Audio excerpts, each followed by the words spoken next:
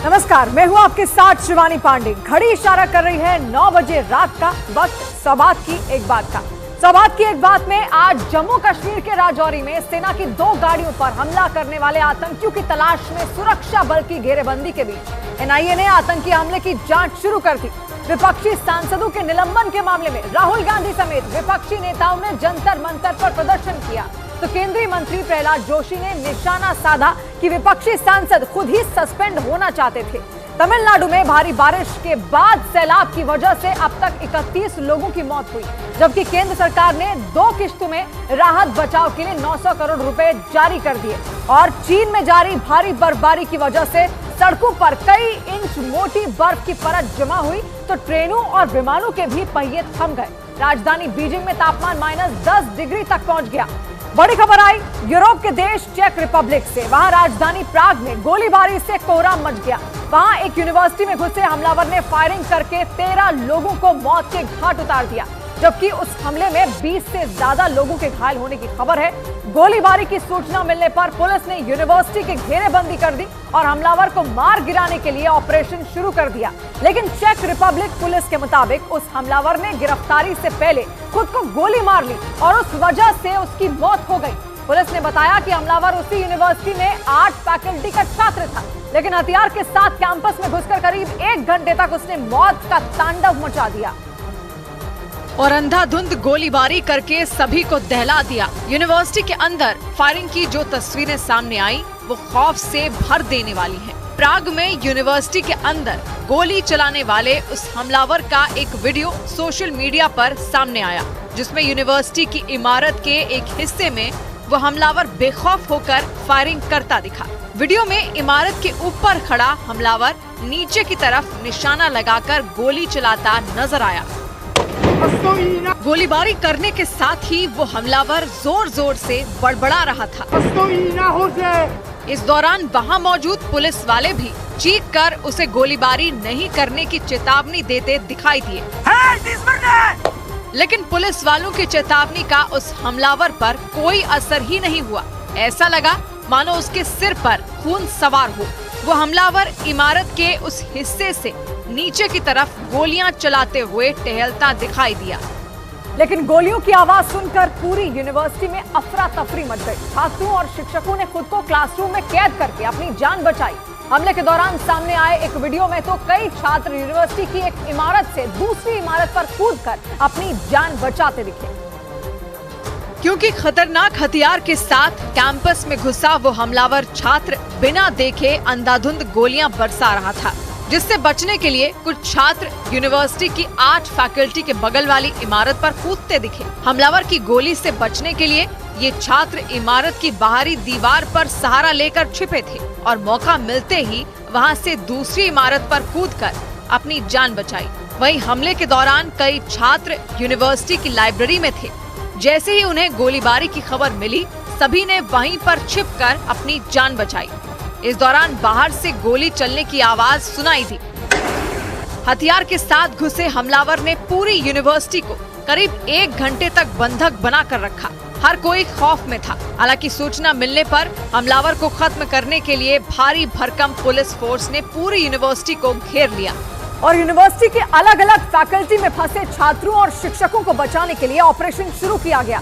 Police वालों के body cam यानी वर्दी में लगे कैमरे में ऑपरेशन के दौरान का खौफ से भर देने वाला वीडियो रिकॉर्ड हो गया। और उस वीडियो में पुलिस की स्पेशल यूनिट खतरनाक हथियारों के साथ यूनिवर्सिटी के 8 फैकल्टी में घुसती नजर आई। कुछ पुलिस वाले सीढ़ियों के जरिए ऊपरी मंजिल और छत की तरफ जाते दिखे, तो कुछ पुलिस वाले क्लासरूम में घुसकर सर्च ऑपरेशन चलाते दिखे। पुलिस की एक टीम इमारत के अंदर घुस चुकी थी, तो दूसरी टीम ने बाहर से पोजीशन ले रखी थी ताकि हमलावर को भागने का मौका न मिले। इस दौरान वहां पर गोलियों की तड़तड़ाहट और इमरजेंसी सायरन की आवाजें लगातार गूंजती रही। मौका मिलते ही पुलिस के कुछ जवान इमारत के बरामदे की तरफ तेजी से भागते दिखे। कैंपस में गोलीबारी के दौरान छिपकर जान बचाने वाले एक शिक्षक ने दहशत पैदा करने वाले उस घटना का आंखों देखा हाल बताया। Suddenly there were students and teachers running out of. हमलावर को खत्म करने के लिए ऑपरेशन चला रही पुलिस ने यूनिवर्सिटी की तरफ जाने वाले रास्तों को बंद कर दिया। और पूरे इलाके की घेरेबंदी कर दी। वहाँ चारों तरफ पुलिस की गाड़ियाँ घूमती दिखाई दी।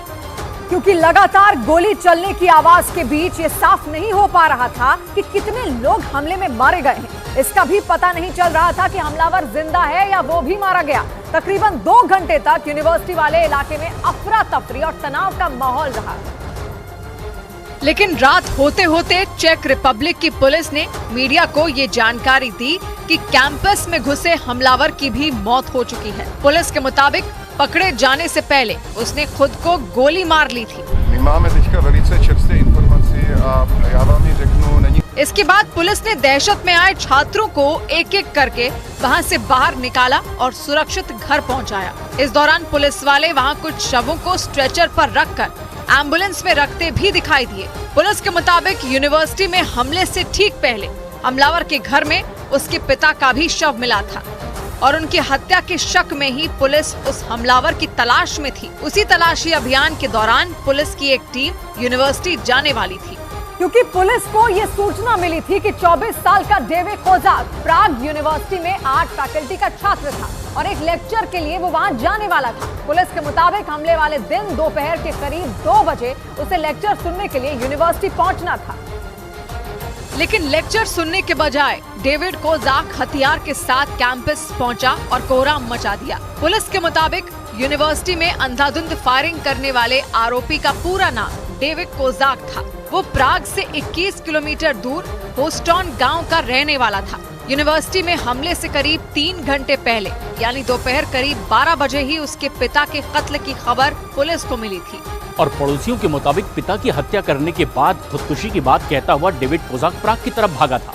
लेकिन वहां पहुंचने के बाद उसने खुदकुशी करने से पहले 13 लोगों की जान ले ली। खबरों के मुताबिक 30 साल पहले आजाद हुए चेक रिपब्लिक के इतिहास में मास शूटिंग यानी भीड़ में गोलीबारी की ये सबसे बड़ी घटना थी, जिसने पूरे देश को झकझोर कर रख दिया। और खबरों के मुताबिक यूनिवर्सिटी में घुसकर मौत का तांडव मचाने वाला डेविड कोजाक रूस में हुई इसी तरह की एक घटना से प्रभावित था। हालांकि पुलिस ने उसकी मानसिक स्थिति के बारे में जानकारी लेने के लिए जांच शुरू कर दी और इतनी बड़ी घटना को अंजाम देने के पीछे की असली वजहों का पता लगाने में जुट गई। पुलिस के मुताबिक डेविड कोजाक प्राग की चार्ल्स यूनिवर्सिटी में पोलैंड के इतिहास की पढ़ाई कर रहा था। पुलिस ने बताया कि डेविड कोजाक पढ़ाई में काफी तेज था और उसका कोई आपराधिक रिकॉर्ड भी नहीं था। लेकिन यूनिवर्सिटी में हमले के बाद सामने आई खबरों के मुताबिक डेविड कोजाक रूस में हुई इसी तरह की एक घटना से काफी प्रभावित था, जिनमें 14 साल के छात्र ने अपने साथ पढ़ने वाले एक छात्र की हत्या कर दी थी और 5 लोगों को घायल कर दिया था। पुलिस ने बताया कि आरोपी के घर की तलाशी लेने पर उन्हें शक है कि 15 दिसंबर को हुई एक शख्स और उसकी 2 महीने की बेटी की हत्या भी डेविड कोजाक ने ही की थी। बड़ी खबर आई जम्मू कश्मीर के राजौरी में हुए आतंकी हमले से जुड़ी। एक रोज पहले सेना के काफिले पर हुए आतंकी हमले की तह तक जाने के लिए एनआईए की टीम मौके पर पहुंचकर जांच में जुट गई। इसके अलावा आतंकियों की तलाश में राजौरी के डेरा की गली इलाके में बड़ा सर्च ऑपरेशन चलाया जा रहा है। आतंकियों को ढूंढने के लिए इलाके का चप्पा चप्पा खंगाला जा रहा है। हर घर, हर गली और हर सड़क पर नजर रखी जा रही है ताकि किसी भी सूरत में दहशतगर्दों को घेर कर शहीद जवानों की मौत का बदला लिया जा सके। डेरा की गली इलाके में घात लगाकर आतंकियों ने सेना की 2 गाड़ियों पर हमला किया। इस हमले में सेना के 4 जवान शहीद हो गए, जबकि 2 जवानों की हालत गंभीर बनी हुई है। और इस आतंकी हमले के बाद पूरे इलाके को हाई अलर्ट पर कर दिया, क्योंकि घात लगाकर हमला करने के बाद आतंकी जंगलों और पहाड़ों का फायदा उठाकर वहां से भाग निकले। इसी वजह से उनकी तलाश में सेना ने पूरे इलाके में सर्च ऑपरेशन शुरू कर दिया और सेना के जवान जंगलों में घुसकर हमला करने वाले आतंकियों को ढूंढते नजर आए, ताकि पाकिस्तान से सरहद पार करके आए उन दहशतगर्दों को ढूंढ ढूंढ कर मौत के घाट उतारा जा सके। क्योंकि आतंकी हमले में अपने कई साथियों को खोने के बाद इन जवानों का खून खौल रहा है। गुस्से से भरे ये जवान किसी भी सूरत में आतंकियों का खात्मा चाहते हैं। इसी वजह से पूरे इलाके में एक बड़ा सर्च ऑपरेशन शुरू किया गया। हमले के बाद सेना ने राजौरी जिले के डेरा की गली नाम के इस पूरे इलाके को घेर लिया। हमले में शामिल आतंकियों को ढूंढने के लिए चप्पे चप्पे की तलाश शुरू की गई। जमीन ही नहीं, बल्कि आसमान से आतंकियों को ढूंढ निकालने का ऑपरेशन शुरू हुआ। इस ऑपरेशन में हेलीकॉप्टर और ड्रोन की मदद से जंगल और पहाड़ों में आतंकियों की तलाश शुरू की गई। सर्च ऑपरेशन का जो वीडियो सामने आया उसमें सेना के जवान जंगलों के अंदर जाकर आतंकियों को ढूंढते नजर आए, क्योंकि ये जंगल इतना बड़ा है कि आतंकी कहीं भी छिपे हो सकते हैं। इसी वजह से सेना के जवान कई जगहों पर अपनी पोजीशन लेते दिखाई दिए, ताकि जैसे ही आतंकियों पर इनकी नजर पड़े तो उन्हें जहन्नुम भेजा जा सके। क्योंकि दावा किया जा रहा है कि हमला करने के बाद आतंकी घने जंगलों में भाग गए। आशंका ये जताई जा रही है कि आतंकी पहाड़ों की गुफाओं में छिपे हो सकते हैं। आतंकियों ने यह हमला तब किया जब सेना की 2 गाड़ियां जवानों को लेकर राजौरी के डेरा की गली इलाके से गुजर रही थी। तभी घात लगाकर आतंकियों ने सेना की 2 गाड़ियों पर हमला कर दिया। सेना के सूत्रों के मुताबिक आतंकियों ने पहाड़ियों से छिपकर सेना की दोनों गाड़ियों पर इतनी गोलियां बरसाई कि उसमें बैठे जवानों को संभलने तक का मौका नहीं मिला। आतंकियों का ये हमला राजौरी के थाना मंडी के डेरा की गली इलाके में हुआ। बताया गया कि जिन 2 गाड़ियों पर हमला हुआ उनसे जवानों को सुरनकोट से बफलियाज ले जाया जा रहा था। पुंछ जिले के इस इलाके में पहले से ही आतंकियों के खिलाफ सर्च ऑपरेशन चलाया जा रहा था और सेना के जवान उसी सर्च ऑपरेशन में शामिल होने के लिए जा रहे थे, लेकिन रास्ते में ही आतंकियों ने सेना के इन दोनों वाहनों को निशाना बना लिया। ये वो सड़क थी, यहाँ से गाड़ी गुजरी थी और कम से कम कहा जा रहा है कि ये जो पहाड़ियाँ हैं, इन पहाड़ियों कम से कम 12 किलोमीटर का सफर तय करके आतंकी यहाँ पर पहुँचे थे। सेना के अधिकारियों के मुताबिक जवानों और आतंकियों के बीच आमने सामने की लड़ाई हुई और बताया गया कि आतंकियों ने सेना के जवानों की हत्या करने के बाद पहले उनके हथियार लूटे और फिर वहां से भाग निकले। सेना के सूत्रों का दावा है कि इस हमले को अंजाम देने से पहले आतंकियों ने पूरे इलाके की रेकी की और रेकी का मकसद ये पता लगाना था कि सेना की गाड़ियां कब और कहां से गुजरेंगी। आतंकियों ने इस हमले को राजौरी के डेरा की गली और पुंछ के बुफलियाज इलाके के बीच सड़क के एक मोड़ पर अंजाम दिया। सूत्र बताते हैं कि इस हमले में 3 से 4 विदेशी आतंकी शामिल थे और उन लोगों ने हमला करने से पहले इस पूरे रास्ते की रेकी की थी। इसके बाद सभी आतंकी सड़क के आसपास मौजूद पहाड़ियों में छिप गए और उन्होंने पहाड़ियों पर इस तरह से पोजीशन ले ली कि वहां से सेना के गाड़ियों और उनमें बैठे जवानों पर आसानी से गोलियां बरसाई जा सके। सूत्र बताते हैं कि आतंकियों ने सड़क के मोड़ पर जानबूझकर इस हमले को अंजाम देने का प्लान बनाया था, क्योंकि मोड़ होने की वजह से गाड़ियों की रफ्तार वहां धीमी हो जाती है। ऊपर से उबड़ खाबड़ सड़क होने की वजह से गाड़ियां वहां तेजी से नहीं निकल पाती हैं। मतलब आतंकियों ने पूरी प्लानिंग के साथ इस हमले को अंजाम दिया। और सेना के सूत्रों का दावा है कि इस हमले को अंजाम देने वाले आतंकी विदेशी हैं और वो पिछले कई महीनों से पुंछ और राजौरी जिले में सुरक्षा बल से छिपकर रह रहे थे। दावा है कि इस हमले को अंजाम देने के लिए आतंकियों ने 1-2 नहीं बल्कि कई बार इस पूरे इलाके की रेकी की, क्योंकि इस पूरे इलाके में घने जंगल और पहाड़ियां मौजूद हैं। उन्हीं के बीच गांव भी बसे हुए हैं।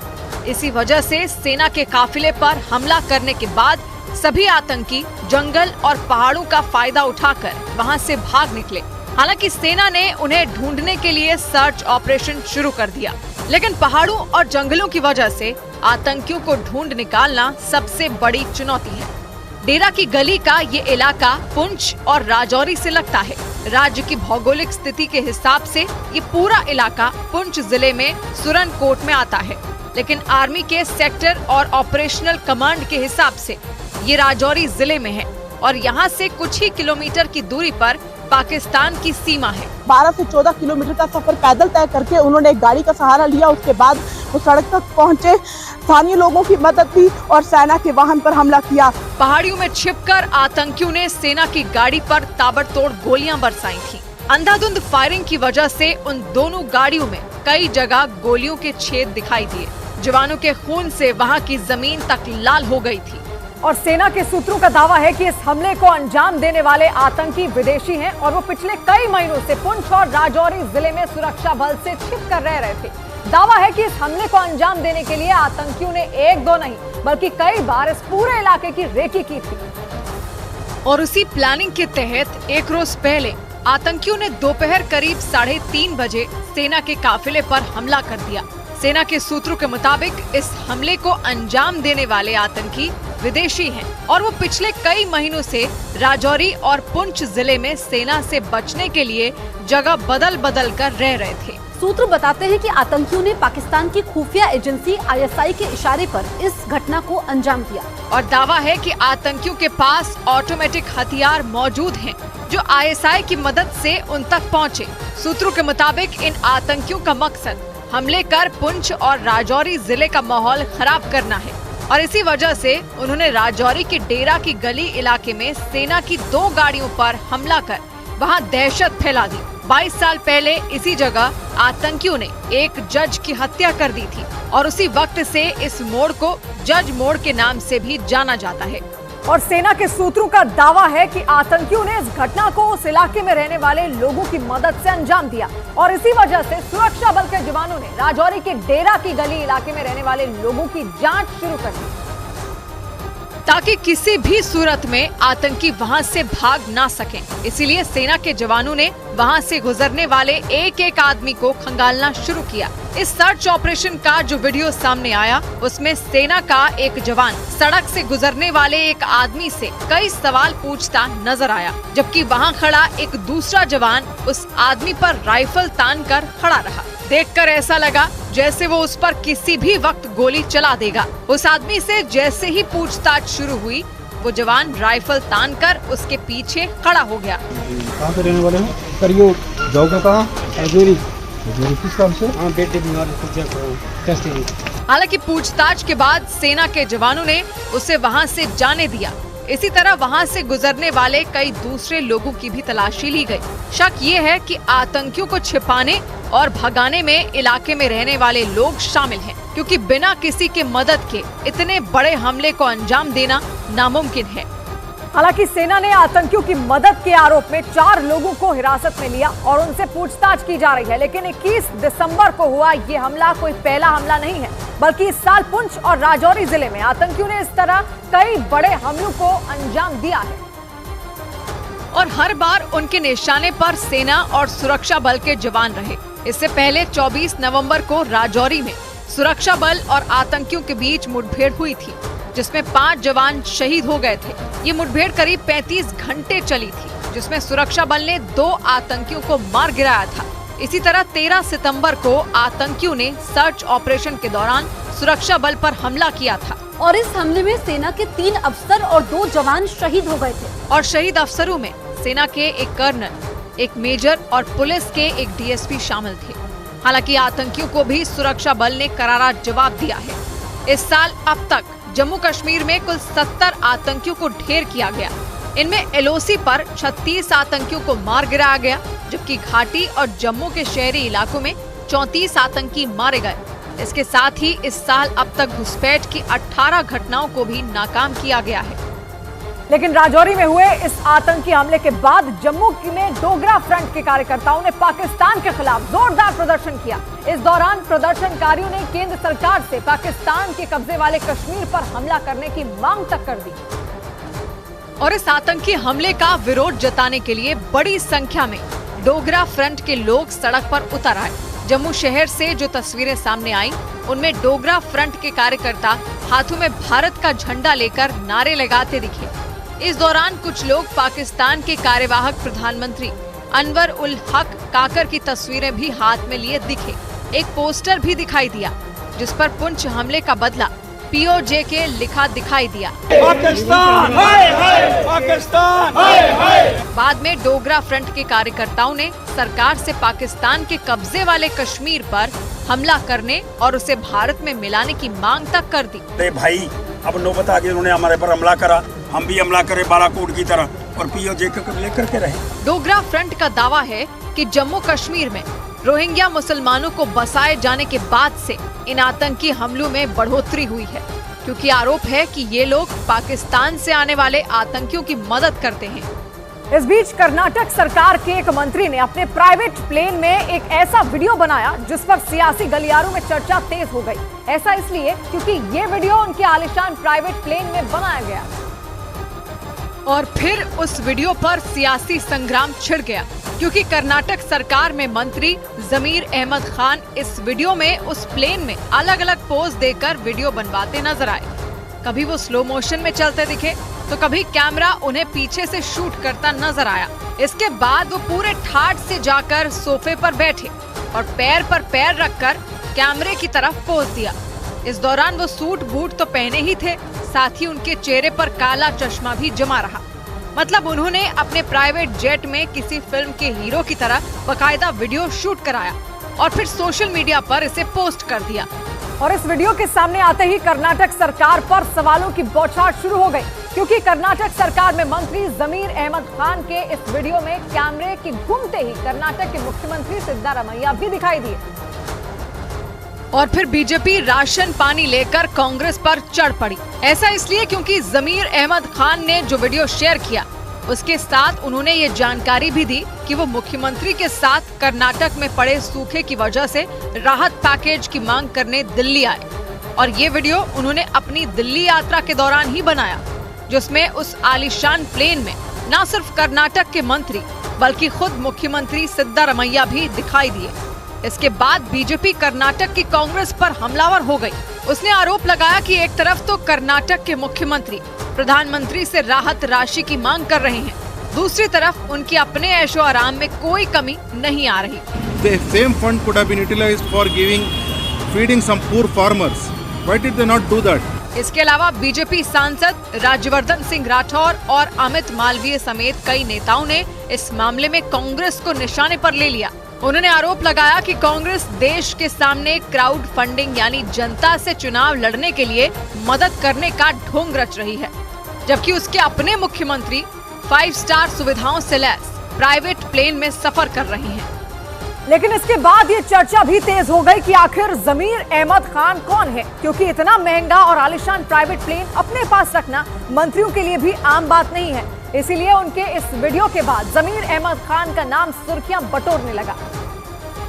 और उसकी सबसे बड़ी वजह बनी उनका ये ठाट बाट, क्योंकि जिस आलीशान प्लेन में ये वीडियो बना वो भी जमीर अहमद खान का ही बताया गया। माना जाता है कि जमीर अहमद खान कर्नाटक के मुख्यमंत्री सिद्धारमैया के सबसे करीबी और सबसे भरोसेमंद लोगों में एक हैं। उनके कद का अंदाजा इसी बात से लगाया जा सकता है कि वो कर्नाटक की सरकार के इकलौते मुस्लिम मंत्री हैं।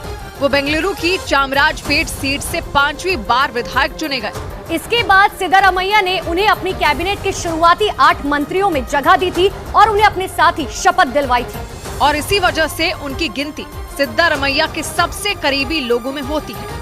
माना जाता है कि जमीर अहमद खान करोड़ों की संपत्ति के मालिक हैं। उन्होंने खुद ही 2018 में अपने चुनावी हलफनामे में अपने पास 22 करोड़ की संपत्ति होने की जानकारी दी थी, लेकिन 2022 में ईडी की एक रिपोर्ट में ये दावा किया गया था कि उनके पास करीब 87 करोड़ की संपत्ति है और आय से अधिक संपत्ति होने के मामले में उन्हें ईडी के सामने पेश भी होना पड़ा था। और अब उनका ये वीडियो वायरल हो गया। लेकिन सबसे बड़ी बात है कि इस वीडियो के सामने आने की टाइमिंग, क्योंकि ये वीडियो तब बनाया गया जब सिद्धारमैया केंद्र सरकार से कर्नाटक के लिए राहत पैकेज की मांग करने दिल्ली आए थे। लेकिन उनके मंत्री के इस अंदाज से जनता के बीच एक अलग ही संदेश गया और बीजेपी ने भी इस मौके को भुनाने में जरा सी भी देर नहीं की। बीजेपी इस बात पर हमलावर हो गई कि कर्नाटक सरकार की कथनी और करनी में जमीन आसमान का अंतर दिखाई दे रहा है। इसके अलावा कांग्रेस आलाकमान के क्राउड फंडिंग वाले आइडिया पर भी बीजेपी ने तंज की तलवार तान दी। हालांकि कर्नाटक के कांग्रेस नेताओं ने इस मामले में पलटवार करने की कोशिश की। Other central ministers they are not going in private flight to save time. They went.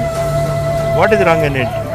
BJP ने ये आरोप लगाते हुए कांग्रेस को घेरना शुरू कर दिया कि कांग्रेस जनता के टैक्स से मंत्रियों के ऐशो आराम का खर्चा उठा रही है, जबकि दूसरी तरफ वो केंद्र सरकार से राहत मांगने के साथ ही चुनाव लड़ने के लिए भी देश के लोगों से चंदा देने की मांग कर रही है। मतलब बीजेपी का आरोप है कि कांग्रेस जनता से पैसे लेकर अपने जेब में रख रही है और फिर उन्हीं पैसों से मुख्यमंत्री और मंत्रियों के ठाट बाट का इंतजाम कर रही है।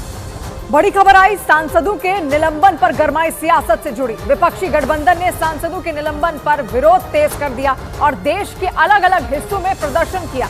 विपक्षी गठबंधन ने मांग की कि सांसदों के निलंबन का फैसला रद्द किया जाए और इसके लिए दिल्ली के जंतर मंतर समेत देश के कई हिस्सों में कांग्रेस समेत विपक्षी पार्टियों ने प्रदर्शन किया और सांसदों के निलंबन पर अपना विरोध जताया। ये प्रदर्शन देश के कई बड़े शहरों में हुआ। कहीं ये शांति से निपट गया तो कहीं प्रदर्शनकारियों की पुलिस से भिड़ंत हो गई।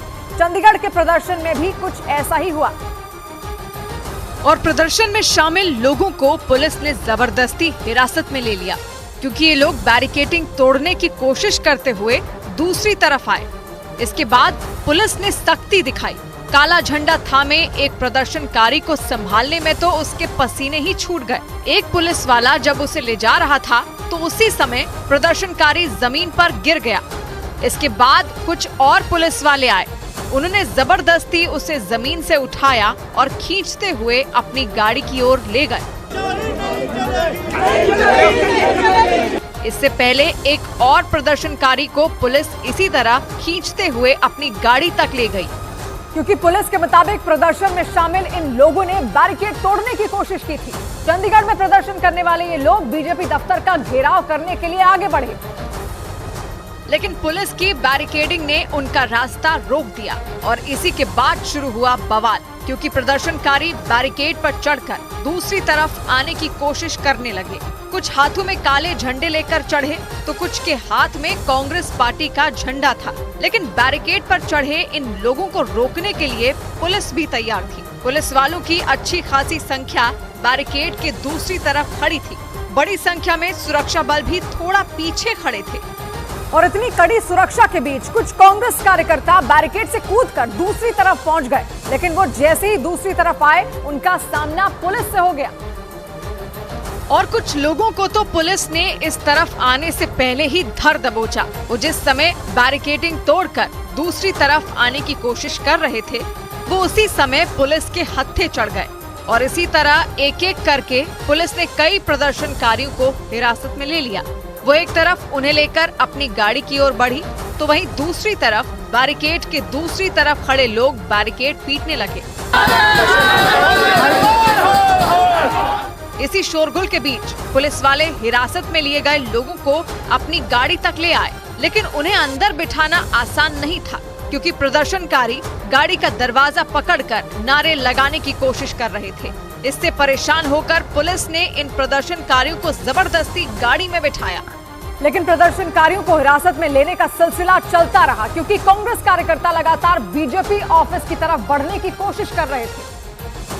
लेकिन पुलिस उन्हें बीच में ही रोककर हिरासत में ले रही थी और इसके बाद तो नौबत ये आ गई कि कई प्रदर्शनकारियों को एक खुली गाड़ी में बिठाकर ले जाया गया। पुलिस जब उन्हें ले जा रही थी तो वो लगातार नारे लगा रहे थे। इस दौरान बहुत सारे प्रदर्शनकारी बैरिकेड पर ही खड़े रहे। इस प्रदर्शन की शुरुआत में ये सभी प्रदर्शनकारी कांग्रेस दफ्तर के बाहर इकट्ठा हुए। इन लोगों के हाथों में काले गुब्बारे और झंडे थे। इन लोगों ने वहां खड़े होकर नारे भी लगाए। कुछ लोग जमीन पर बैठ गए और थोड़ी देर बाद ये लोग बीजेपी दफ्तर की ओर बढ़े, जहां इन लोगों का पुलिस से सामना हो गया और कई प्रदर्शनकारी हिरासत में ले लिए गए। लेकिन प्रदर्शन चलता रहा क्योंकि विपक्ष ने देश भर में प्रदर्शन का ऐलान किया था। वो सांसदों के निलंबन के मुद्दे को जोर शोर से उठाना चाहती थी। इसके लिए विपक्षी गठबंधन में शामिल पार्टियां पटना की सड़कों पर भी उतरी और पटना के इनकम टैक्स चौराहे से पैदल ही निकल पड़ी। ये प्रदर्शन विपक्षी गठबंधन का था, लेकिन इसमें कांग्रेस के नेता नजर नहीं आए। पटना की तरह लखनऊ में भी विपक्षी गठबंधन सड़कों पर उतरा। वहां प्रदर्शनकारियों की संख्या अच्छी खासी थी। ये लोग लखनऊ में कलेक्टर के दफ्तर का घेराव करने पहुंचे थे, लेकिन वहां पहुंचने से पहले ही पुलिस ने उन्हें रोक दिया। थोड़ी देर तक प्रदर्शनकारी आगे बढ़ने के लिए धक्का मुक्की भी करते रहे। वो नारे लगाते रहे, लेकिन पुलिस ने उन्हें आगे नहीं बढ़ने दिया। धक्का मुक्की के बीच प्रदर्शनकारी वहीं सड़क पर ही बैठ गए और फिर बाकी का प्रदर्शन वहीं हुआ। बात उत्तर प्रदेश की थी, इसीलिए प्रदर्शन में समाजवादी पार्टी के ज्यादा कार्यकर्ता और झंडे नजर आए। इन लोगों ने थोड़ी देर तक पुलिस से आगे बढ़ने के लिए धक्का मुक्की की, और जब आगे नहीं बढ़ पाए तो ये लोग वहीं बैठकर प्रदर्शन करने लगे। और इसी तरह देश के बाकी हिस्सों में भी विपक्षी गठबंधन ने सांसदों के निलंबन का मुद्दा उठाया। विपक्षी गठबंधन के बड़े नेता दिल्ली के जंतर मंतर पर भी इकट्ठा हुए और जंतर मंतर पर हुए प्रदर्शन में राहुल गांधी सबसे आगे बैठे नजर आए। उनके एक तरफ लेफ्ट नेता सीताराम येचुरी बैठे थे और दूसरी तरफ कांग्रेस अध्यक्ष मल्लिकार्जुन खड़गे बैठे थे। आगे की लाइन में कांग्रेस नेता अधीर रंजन चौधरी भी बैठे थे। यानी कांग्रेस के तीनों बड़े नेता इस प्रदर्शन में सबसे आगे बैठे दिखे। इसके अलावा शरद पवार भी आगे बैठे थे, वो खड़गे के बगल में बैठे दिखे। इससे पहले दोपहर 12 बजे राहुल और शरद पवार एक साथ जंतर मंतर पहुंचे। दोनों नेता एक साथ पीछे की सीट पर बैठे थे। इस प्रदर्शन में विपक्षी पार्टियों के 20 से ज्यादा सांसद दिखे और उनमें कई ने वहां मौजूद लोगों को संबोधित भी किया। राहुल गांधी ने भी सांसदों के निलंबन के मुद्दे पर आक्रामक तेवर दिखाए। बेरोजगारी पे 2 सवाल पूछे और 150 लोगों को उठा के बाहर कर दिया। लोकसभा को एक दिन पहले ही अनिश्चितकाल के लिए स्थगित किया गया था, लेकिन 146 सांसदों के संसद से निलंबन का मुद्दा शांत नहीं हुआ और अगले दिन दिल्ली, जयपुर, जम्मू और चंडीगढ़ जैसे देश के कई शहरों में विपक्षी गठबंधन सड़कों पर उतर आया। इधर केंद्रीय गृह मंत्री अमित शाह ने संसद में हंगामे को लेकर इशारों में राहुल गांधी पर निशाना साधा। उन्होंने राज्यसभा के सभापति जगदीप धनखड़ की मिमिक्री करने का जिक्र करते हुए विपक्षी पार्टियों को आड़े हाथ लिया।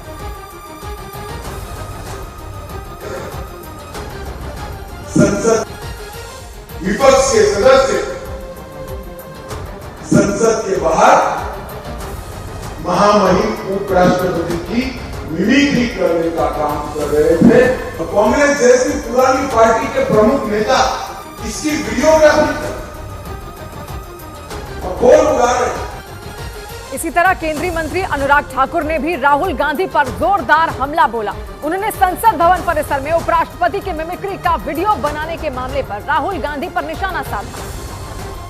अगर आप राहुल गांधी जी का देखेंगे, संसद में नजर नहीं आते हैं, संसद में भी आते हैं तो फोन पे व्यस्त नजर आते हैं। संसद भवन के अंदर भी और बाहर भी, बाहर तो वीडियो बनाने में अब कांग्रेस पार्टी के पूर्व अध्यक्ष के पास कोई काम नहीं। अब उनका काम नौटंकी करने वाले का वीडियो बनाना रह गया है। बड़ी खबर आई तमिलनाडु में कुदरत के कहर से जुड़ी। वहां कुछ दिन पहले हुई भयंकर बारिश ने ऐसा कोहराम मचाया कि कई जिले बाढ़ में डूब गए। भारी बारिश के बाद नदियों में उफान आ गया और उसका पानी रिहायशी इलाकों में घुस गया।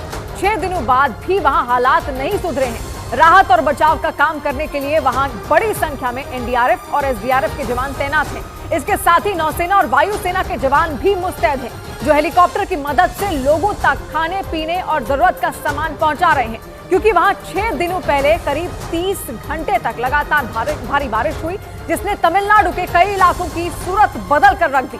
बाढ़ की वजह से कई जगह सड़कें बह गई और कई पुल टूट गए और हालात इतने बिगड़ गए कि लोगों के लिए खाने पीने का सामान जुटाना भी मुश्किल हो गया, जिससे लोगों तक मदद पहुंचाने के लिए वायुसेना हेलीकॉप्टर का सहारा लेती नजर आई। इस बीच राहत और बचाव ऑपरेशन का एक वीडियो भी सामने आया और सामने आए उस वीडियो में हेलीकॉप्टर से सेना के जवान लोगों के बीच सफेद पैकेट गिराते नजर आए।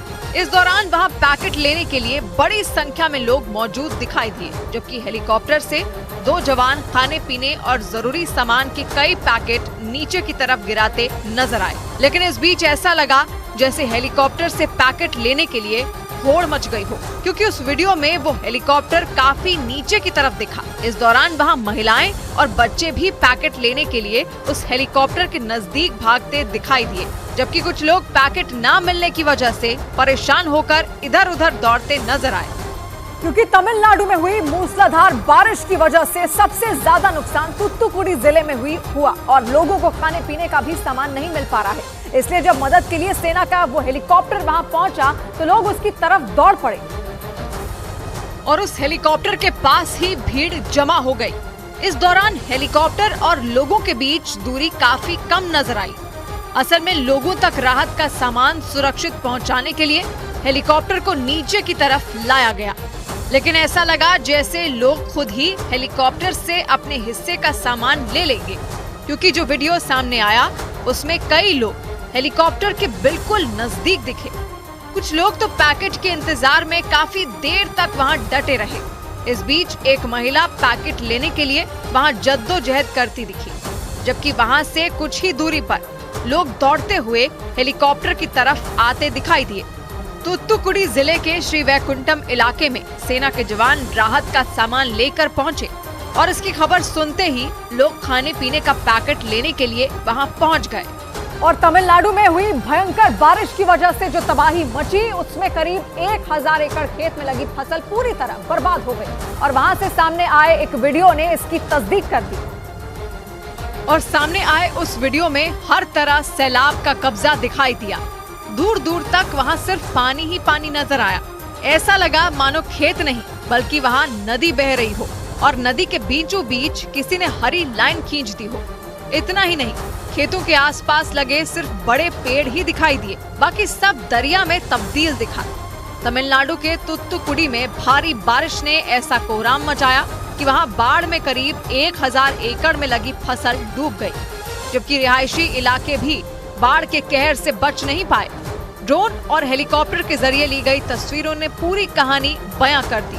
बाढ़ में घर डूबने की वजह से लोग अपनी छतों में शरण लेने को मजबूर दिखे और बारिश के 6 दिनों बाद ऐसे हालात नजर आ रहे हैं। मतलब कि अभी कुछ दिन और लोगों को काफी मुश्किलों का सामना करना पड़ सकता है। और तमिलनाडु में भारी बारिश की वजह से आई बाढ़ ने वहां 31 लोगों की जान ले ली, जबकि हजारों लोग अब भी अपने घरों में कैद होने को मजबूर हैं, क्योंकि वहां एक ही दिन में इतनी बारिश हुई कि 47 साल का रिकॉर्ड टूट गया और लोगों की जिंदगी जैसे थम गई। लगातार चलाए जा रहे रेस्क्यू ऑपरेशन के बाद भी तमिलनाडु में हालात सुधर नहीं रहे हैं। मौसम विभाग के मुताबिक वहां पर एक ही बार में 95 सेंटीमीटर से ज्यादा बारिश हो गई, जिसकी वजह से सब कुछ डूब गया और पूरे जिले में चारों तरफ सैलाब ने कब्जा जमा लिया। मौसम विभाग के मुताबिक दक्षिणी तमिलनाडु के विरुधुनगर, तिरुनेलवेली, तूतुकुड़ी, तेनकाशी और कन्याकुमारी बाढ़ से सबसे ज्यादा प्रभावित हैं। इन सभी जिलों में राहत बचाव के लिए एनडीआरएफ के साथ सेना और वायुसेना को भी तैनात कर दिया गया। रेस्क्यू ऑपरेशन में जुटे जवान बाढ़ में फंसे लोगों की मदद कर रहे हैं, जिन्हें काफी दिक्कतों का सामना करना पड़ रहा है, क्योंकि बाढ़ की वजह से कई जगह पर सड़कें कट चुकी हैं और नदियों पर बने पुल भी पानी की तेज धार में बह चुके हैं। ऐसे में सेना के जवान हेलीकॉप्टर के जरिए लोगों तक मदद पहुंचा रहे हैं। और तमिलनाडु में आसमान से बरसी आफत से उबरने के लिए केंद्र सरकार ने बड़ी मदद करने का ऐलान कर दिया। बताया गया कि केंद्र ने तमिलनाडु को 900 करोड़ रुपए आर्थिक सहायता के तौर पर दिए, जिससे वहां लोगों के लिए राहत का सामान मुहैया कराने में तमिलनाडु सरकार को मदद मिल सके, क्योंकि भारी बारिश की वजह से आई बाढ़ ने लोगों के घर बर्बाद कर दिए। कई इलाके में बड़े पैमाने पर सड़कें टूट गई और सरकारी इमारतें भी इसकी चपेट में आ गई। ऐसे में लोगों की जिंदगी को फिर पटरी पर लाना सरकार के लिए बड़ी चुनौती साबित हो रही है। इसलिए तमिलनाडु सरकार के साथ केंद्र सरकार भी वहां बिगड़े हालात से निपटने में मदद कर रही है।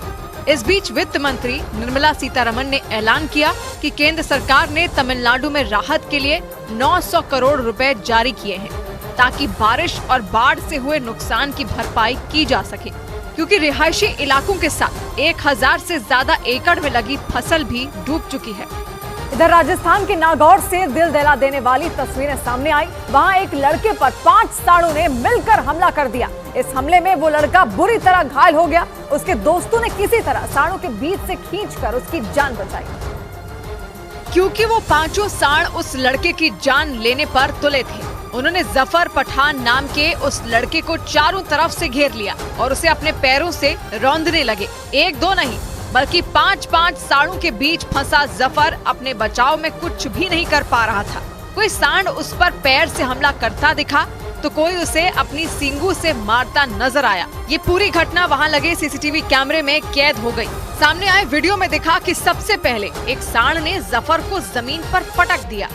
उस वक्त उसका एक दोस्त वहां नजर आया, जिसने उसे बचाने की कोशिश की, लेकिन तभी सड़क के दूसरी तरफ बैठा एक दूसरा सांड उठकर वहां पहुंच गया उसके वहां पहुंचते ही जफर का वो दोस्त पीछे हट गया। इसके बाद वो दोनों सांड उसे अपनी सींगों से निशाना बनाने लगे।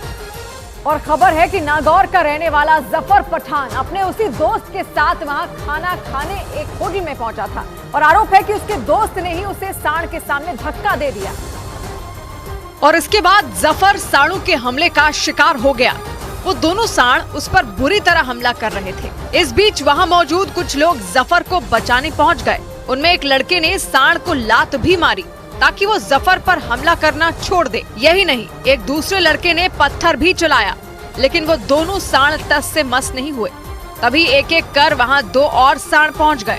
उनके पीछे चलता हुआ 5वां सांड भी जफर के नजदीक आ गया। फिर तो उन सांडों से उसे बचाना बेहद मुश्किल लगने लगा। हालांकि तभी जफर के दोस्तों के पत्थर बरसाने से वो सभी सांड पीछे हटने लगे। इस बीच मौका पाकर जफर भी उठने की कोशिश करने लगा, लेकिन सांडों का गुस्सा शांत नहीं हुआ था। वो दोबारा लौटे और उन्होंने एक बार फिर जफर को जमीन पर गिराकर उसे पैरों से रौंदना शुरू कर दिया।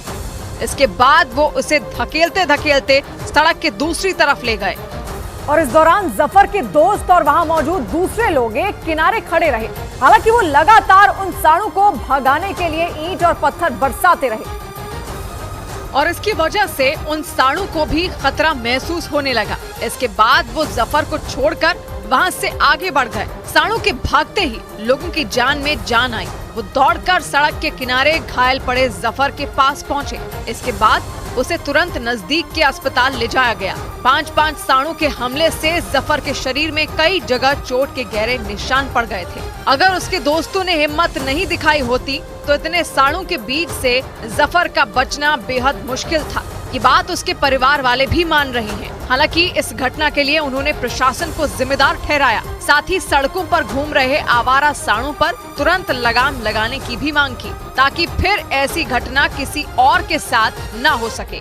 उधर राजस्थान के धौलपुर में पेट्रोल पंप पर लूट का दिल दहला देने वाला एक वीडियो सामने आया और उस वीडियो में कुछ बदमाश उस पेट्रोल पंप पर हवाई फायरिंग करते नजर आए और उसके बाद उन बदमाशों ने वहां पेट्रोल भरवाने आए लोगों को भगा दिया। इसका जो वीडियो सामने आया उसमें कुछ बदमाश 2 मोटरसाइकिल से उस पेट्रोल पंप पर आते दिखे और वो जैसे ही अपनी मोटरसाइकिल से उतरे उन्होंने वहां मौजूद पेट्रोल पंप कर्मचारी को मारना शुरू कर दिया। उन्होंने पहले उस कर्मचारी पर कई बार घूंसे बरसाए और फिर उसे गुस्से में जमीन पर पटक दिया।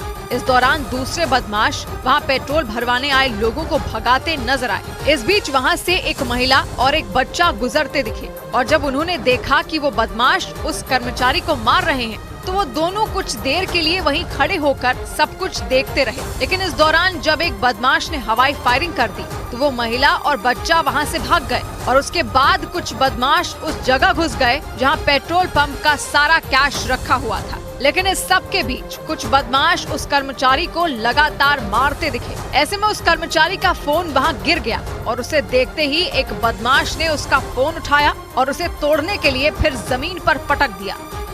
लेकिन ये सारा हंगामा उस कर्मचारी की पिटाई पर ही खत्म नहीं हुआ। पुलिस के मुताबिक वो बदमाश चोरी करने के इरादे से उस पेट्रोल पंप पर आए थे और इसीलिए काफी देर तक उस कर्मचारी को मारने के बाद 2 बदमाश उसे लेकर वहां चले गए जहां पेट्रोल पंप का सारा कैश रखा हुआ था, जबकि दूसरे बदमाश बारी बारी से अपनी दोनों मोटरसाइकिल में पेट्रोल भरते नजर आए। इस दौरान वहां एक और पेट्रोल पंप कर्मचारी मौजूद था, लेकिन उन बदमाशों के डर से उस कर्मचारी ने कुछ नहीं किया और चुपचाप वहां खड़ा रहा और थोड़ी देर बाद वो सारे बदमाश बाहर आ गए और पेट्रोल पंप पर घूमते हुए हवाई फायरिंग करने लगे। और जब उन बदमाशों ने अपनी दोनों मोटरसाइकिल में पेट्रोल भर लिया तो वो वापस उस कर्मचारी के पास गए और उनमें एक बदमाश उस कर्मचारी को अलग से ले जाकर उससे कुछ बात करता दिखा और फिर सारे बदमाश वहां से फरार हो गए। उस पेट्रोल पंप कर्मचारी ने आरोप लगाया कि उन बदमाशों ने उस पेट्रोल पंप पर जमा सारा कैश लूट लिया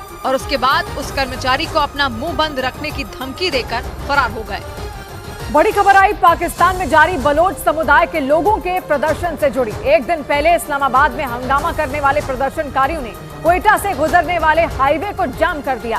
वहां सैकड़ों लोग हाईवे पर डेरा जमाकर बैठ गए और घंटों तक वहां से नहीं हिले। इस्लामाबाद के साथ ही पाकिस्तान के कई शहरों में इसी तरह के प्रदर्शन हुए। और बलोच समुदाय के लोगों ने पाकिस्तान की सरकार के खिलाफ हल्ला बोल दिया। क्वेटा की सड़कों पर जमा हुए लोगों ने वहां का पूरा हाईवे ही जाम कर दिया। और फिर तो वहां सड़क के दोनों तरफ ट्रकों की लंबी लंबी कतारें लग गई। हजारों की तादाद में जमा लोगों ने बीच सड़क पर डेरा जमा लिया और फिर बलोच समुदाय के कुछ नेताओं ने पाकिस्तान की बखिया उधेड़ने शुरू कर दी। इसमें वहां मौजूद लोगों ने भी उनका भरपूर साथ दिया। देखते ही देखते वहां इतने लोग जुट गए कि हाईवे दिखना मुश्किल हो गया। मतलब जहां तक निगाह गई प्रदर्शनकारियों के सिर दिखाई दिए। कोई कार से पहुंचा, कोई मोटरसाइकिल से, तो कोई पैदल ही वहां तक आ गया। इसके बाद उस भीड़ ने हाईवे के बीचों बीच अपना मंच लगाया और पूरे हाईवे पर कब्जा कर लिया। इस दौरान कुछ लोग सड़क पर ही नमाज अदा करते भी नजर आए, तो वहीं कुछ लोग छतों से वहां जुटी भीड़ का समर्थन करते दिखे। हाईवे बंद रहने की वजह से कुछ देर में वहां हालात ऐसे हो गए कि ट्रकों की लंबी लाइन लग गई, क्योंकि ये हाईवे बलूचिस्तान प्रांत की राजधानी क्वेटा को पाकिस्तान के बाकी शहरों से जोड़ता है।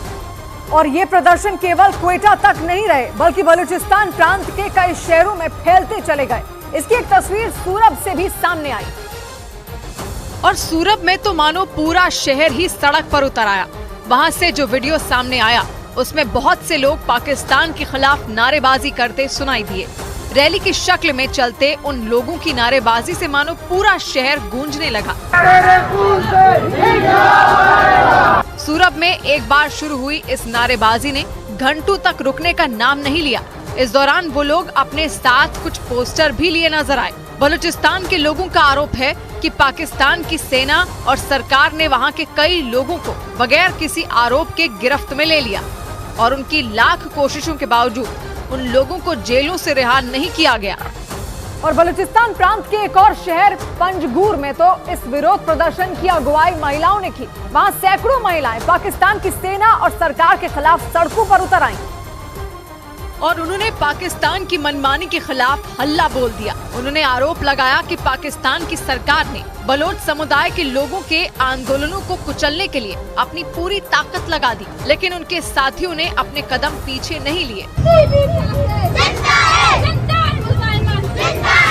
इसके बाद उन महिलाओं ने पाकिस्तान की सेना को निशाने पर लिया। उनका आरोप है कि पाकिस्तानी सेना ने बलूचिस्तान के कई इलाकों में बेरहमी से लोगों की पिटाई की। वहां प्रदर्शन कर रहे लोगों ने इसके लिए पाकिस्तान की पुलिस को भी बराबर का जिम्मेदार बताया।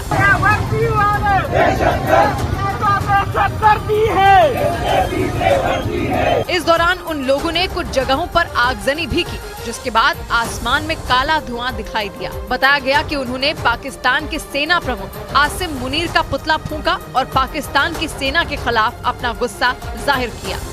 और बलूचिस्तान से फैली ये प्रदर्शन की आग पाकिस्तान की राजधानी इस्लामाबाद तक जा पहुंची।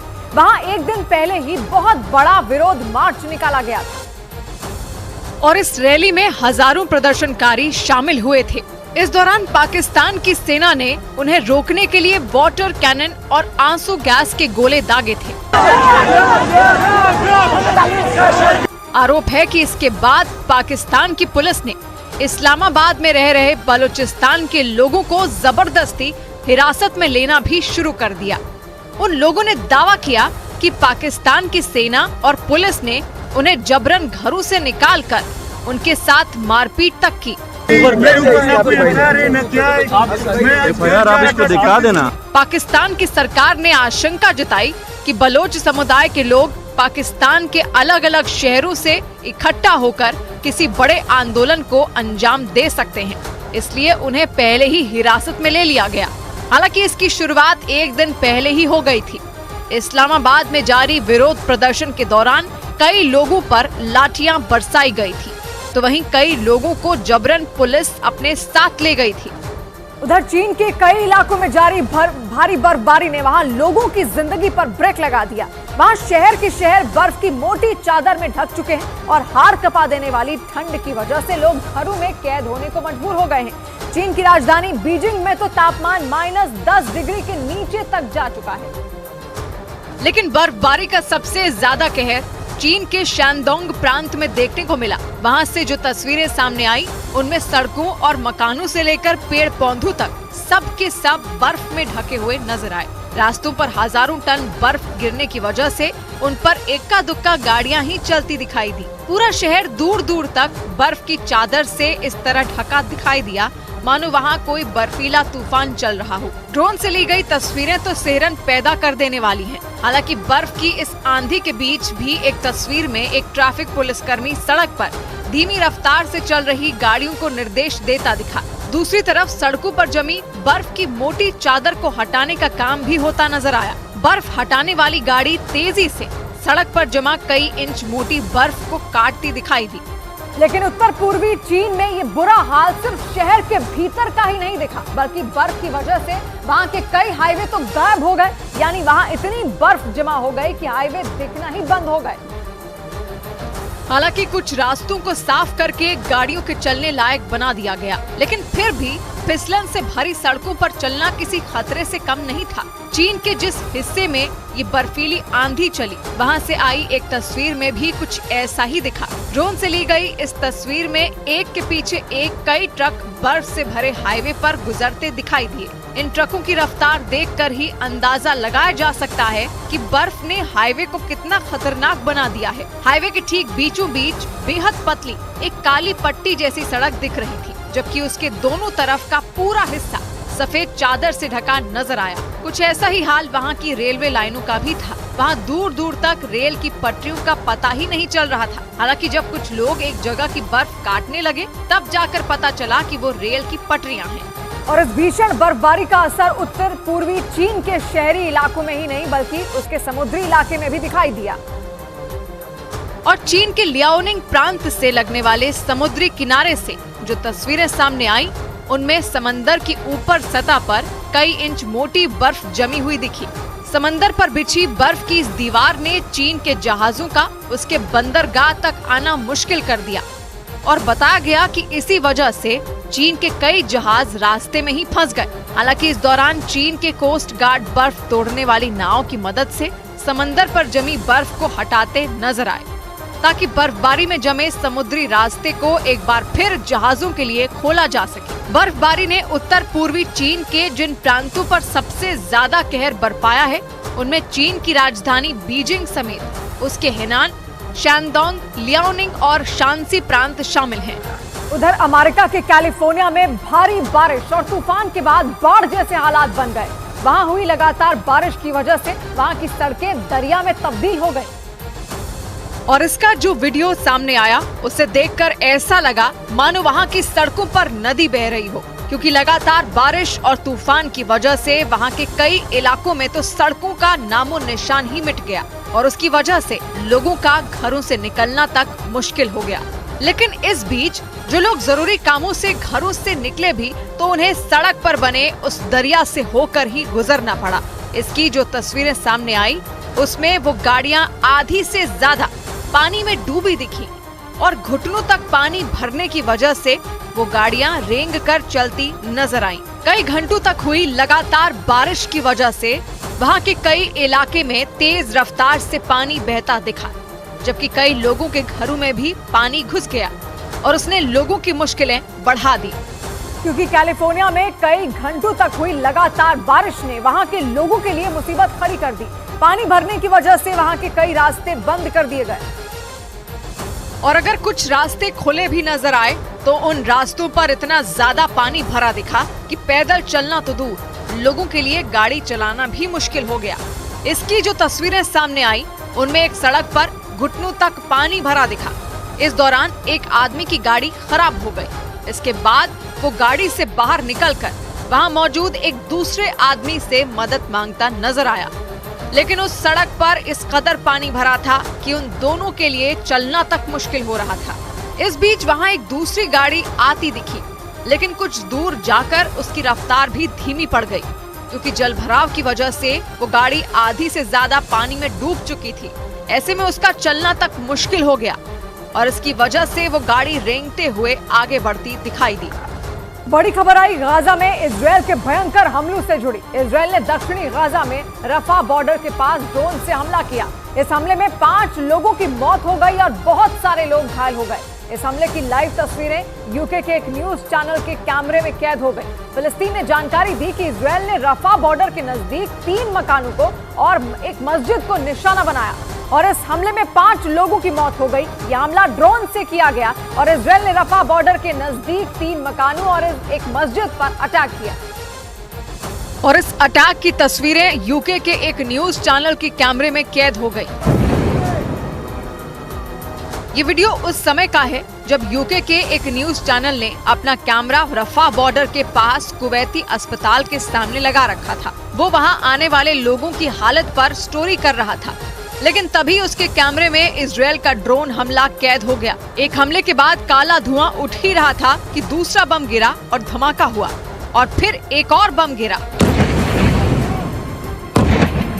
धमाकों की आवाज के बीच न्यूज चैनल के लोगों ने उंगली से इशारा करके वो जगह दिखाई जहां से धुआं उठ रहा था, लेकिन इसी बीच अस्पताल के बाहर अफरा तफरी मच गई और ऐसे हालात बन गए कि कलेजा मुंह को आ जाए, क्योंकि इलाज के लिए अस्पताल पहुंचे लोग अचानक हुए इस हमले में बुरी तरह घबरा गए।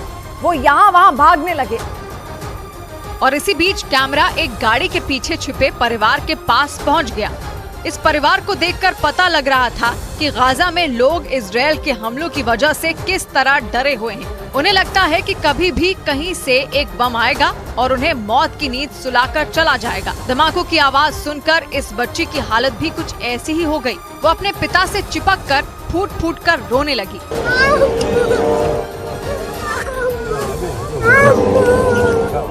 अटैक के समय इस शख्स की गोद में 2 बच्चे थे और हमला होते ही उसने दोनों बच्चों को अपनी गोद में चिपकाया और एक गाड़ी की आड़ में लेकर छिप गया। धमाका होने के बाद ये शख्स धीरे धीरे उठा। उसने और बच्चों ने आसमान से उठते काले धुएं को देखा और फिर वो दोनों बच्चों को गोद में उठाकर वहाँ से निकलने लगा। तभी वहाँ पर एक महिला आई, उसकी गोद में भी एक बच्चा था। वो महिला उस शख्स और तीनों बच्चों के साथ वहाँ से बचकर निकली, लेकिन हमले से डरी सहमी बच्ची के आंसू नहीं रुके। वो पीछे देखती और रोने लगती। इजरायल के हमले के बीच फंसा ये परिवार कुवैती अस्पताल के पास ही बने एक शरणार्थी कैंप में रहता था और ये लोग बचते बचाते वहीं पहुंचे, क्योंकि गाजा युद्ध में पीड़ितों के लिए अस्पताल में शरणार्थी कैंप लगाया गया था। इसी वजह से वहां 1-2 नहीं बल्कि मीडिया की कई गाड़ियां नजर आईं। और इन न्यूज चैनलों के कैमरे में दर्दनाक हालात कैद हो गए, क्योंकि इजरायल के हमले के बाद लोग हाथों में घायलों को लेकर दौड़ते नजर आए। सबसे बुरा हाल बच्चों का दिखा। वो रो रहे थे और आसपास सायरन की आवाज गूंज रही थी। इजरायल की बमबारी वाली जगह पर तो कुछ बचा ही नहीं। वहाँ धमाके की वजह से मलबे का अंबार लग गया। कई लोग उसके नीचे दब भी गए और वहाँ मौजूद लोग मलबे को जल्दी जल्दी हटाकर नीचे दबे लोगों को बचाने की कोशिश करने लगे। नतीजा ये हुआ कि मलबे से कुछ शव निकले और कुछ घायल। हमले के बाद हालात इतने डरावने हो गए कि लोग शवों के पास से बचकर भागते नजर आए। फिलिस्तीन ने दावा किया कि यह हमला रफा बॉर्डर के नजदीक बने 3 मकानों और एक मस्जिद पर किया गया।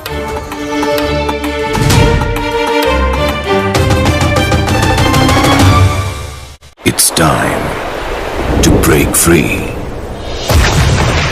Break away to the greens. Start again and just let it all go. With JK Tyre's Ranger 80. JK Tyre, total control. ये नया इंडिया, नए नजरिए का इंडिया, जहां लोगों का नंबर 1 भरोसा बनता है वो, जो उनके मुद्दे, उनकी आवाज निडर होकर उठाता है, लोगों की नंबर 1 पसंद बनता है वो, जो सिर्फ रफ्तार नहीं जिम्मेदारी पर भी विश्वास रखता है। देश का नंबर 1 न्यूज चैनल बनता है वो, जो देश हित और जनहित दोनों को सर्वोपरि समझता है। न्यूज़ 18 इंडिया, नए इंडिया का नया number 1 news channel. It's time to break free. Break away to the greens. Start again and just let it all go. With JK Tyre's Ranger 80. JK Tyre, total control. बड़ी खबर आई जम्मू कश्मीर के राजौरी में हुए आतंकी हमले से जुड़ी। एक रोज पहले सेना के काफिले पर हुए आतंकी हमले की तह तक जाने के लिए एनआईए की टीम मौके पर पहुंचकर जांच में जुट गई। इसके अलावा आतंकियों की तलाश में राजौरी के डेरा की गली इलाके में बड़ा सर्च ऑपरेशन चलाया जा रहा है। आतंकियों को ढूंढने के लिए इलाके का चप्पा चप्पा खंगाला जा रहा है। हर घर, हर गली और हर सड़क पर नजर रखी जा रही है ताकि किसी भी सूरत में दहशतगर्दों को घेर कर शहीद जवानों की मौत का बदला लिया जा सके। डेरा की गली इलाके में घात लगाकर आतंकियों ने सेना की 2 गाड़ियों पर हमला किया। इस हमले में सेना के 4 जवान शहीद हो गए जबकि 2 जवानों की हालत गंभीर बनी हुई है। और इस आतंकी हमले के बाद पूरे इलाके को हाई अलर्ट पर कर दिया क्योंकि घात लगाकर हमला करने के बाद आतंकी जंगलों और पहाड़ों का फायदा उठाकर वहां से भाग निकले। इसी वजह से उनकी तलाश में सेना ने पूरे इलाके में सर्च ऑपरेशन शुरू कर दिया और सेना के जवान जंगलों में घुसकर हमला करने वाले आतंकियों को ढूंढते नजर आए ताकि पाकिस्तान से सरहद पार करके आए उन दहशतगर्दों को ढूंढ कर मौत के घाट उतारा जा सके। क्योंकि आतंकी हमले में अपने कई साथियों को खोने के बाद इन जवानों का खून खौल रहा है। गुस्से से भरे ये जवान किसी भी सूरत में आतंकियों का खात्मा चाहते हैं। इसी वजह से पूरे इलाके में एक बड़ा सर्च ऑपरेशन शुरू किया गया। हमले के बाद सेना ने राजौरी जिले के डेरा की गली नाम के इस पूरे इलाके को घेर लिया। हमले में शामिल आतंकियों को ढूंढने के लिए चप्पे चप्पे की तलाश शुरू की गई। जमीन ही नहीं बल्कि आसमान से आतंकियों को ढूंढ निकालने का ऑपरेशन शुरू हुआ। इस ऑपरेशन में हेलीकॉप्टर और ड्रोन की मदद से जंगल और पहाड़ों में आतंकियों की तलाश शुरू की गई। सर्च ऑपरेशन का जो वीडियो सामने आया उसमें सेना के जवान जंगलों के अंदर जाकर आतंकियों को ढूंढते नजर आए क्योंकि ये जंगल इतना बड़ा है कि आतंकी कहीं भी छिपे हो सकते हैं। इसी वजह से सेना के जवान कई जगहों पर अपनी पोजीशन लेते दिखाई दिए ताकि जैसे ही आतंकियों पर इनकी नजर पड़े तो उन्हें जहन्नुम भेजा जा सके। क्योंकि दावा किया जा रहा है कि हमला करने के बाद आतंकी घने जंगलों में भाग गए। आशंका ये जताई जा रही है कि आतंकी पहाड़ों की गुफाओं में छिपे हो सकते हैं। आतंकियों ने यह हमला तब किया जब सेना की 2 गाड़ियां जवानों को लेकर राजौरी के डेरा की गली इलाके से गुजर रही थी। तभी घात लगाकर आतंकियों ने सेना की 2 गाड़ियों पर हमला कर दिया। सेना के सूत्रों के मुताबिक आतंकियों ने पहाड़ियों से छिपकर सेना की दोनों गाड़ियों पर इतनी गोलियां बरसाई कि उसमें बैठे जवानों को संभलने तक का मौका नहीं मिला। आतंकियों का ये हमला राजौरी के थाना मंडी के डेरा की गली इलाके में हुआ। बताया गया कि जिन 2 गाड़ियों पर हमला हुआ उनसे जवानों को सुरनकोट से बफलियाज ले जाया जा रहा था। पुंछ जिले के इस इलाके में पहले से ही आतंकियों के खिलाफ सर्च ऑपरेशन चलाया जा रहा था और सेना के जवान उसी सर्च ऑपरेशन में शामिल होने के लिए जा रहे थे। लेकिन रास्ते में ही आतंकियों ने सेना के इन दोनों वाहनों को निशाना बना लिया। ये वो सड़क थी, यहाँ से गाड़ी गुजरी थी और कम से कम कहा जा रहा है कि ये जो पहाड़ियां हैं, इन पहाड़ियों कम से कम 12 किलोमीटर का सफर तय करके आतंकी यहाँ पर पहुँचे थे। सेना के अधिकारियों के मुताबिक जवानों और आतंकियों के बीच आमने सामने की लड़ाई हुई और बताया गया कि आतंकियों ने सेना के जवानों की हत्या करने के बाद पहले उनके हथियार लूटे और फिर वहां से भाग निकले। सेना के सूत्रों का दावा है कि इस हमले को अंजाम देने से पहले आतंकियों ने पूरे इलाके की रेकी की और रेकी का मकसद ये पता लगाना था कि सेना की गाड़ियां कब और कहां से गुजरेंगी। आतंकियों ने इस हमले को राजौरी के डेरा की गली और पुंछ के बुफलियाज इलाके के बीच सड़क के एक मोड़ पर अंजाम दिया। सूत्र बताते हैं कि इस हमले में 3 से 4 विदेशी आतंकी शामिल थे और उन लोगों ने हमला करने से पहले इस पूरे रास्ते की रेकी की थी। इसके बाद सभी आतंकी सड़क के आसपास मौजूद पहाड़ियों में छिप गए और उन्होंने पहाड़ियों पर इस तरह से पोजीशन ले ली कि वहां से सेना की गाड़ियों और उनमें बैठे जवानों पर आसानी से गोलियां बरसाई जा सके। सूत्र बताते हैं कि आतंकियों ने सड़क के मोड़ पर जानबूझकर इस हमले को अंजाम देने का प्लान बनाया था क्योंकि मोड़ होने की वजह से गाड़ियों की रफ्तार वहां धीमी हो जाती है। ऊपर से उबड़ खाबड़ सड़क होने की वजह से गाड़ियां वहां तेजी से नहीं निकल पाती हैं। मतलब आतंकियों ने पूरी प्लानिंग के साथ इस हमले को अंजाम दिया और सेना के सूत्रों का दावा है कि इस हमले को अंजाम देने वाले आतंकी विदेशी हैं और वो पिछले कई महीनों से पुंछ और राजौरी जिले में सुरक्षा बल से छिपकर रह रहे थे। दावा है कि इस हमले को अंजाम देने के लिए आतंकियों ने एक दो नहीं बल्कि कई बार इस पूरे इलाके की रेकी की, क्योंकि इस पूरे इलाके में घने जंगल और पहाड़ियां मौजूद हैं।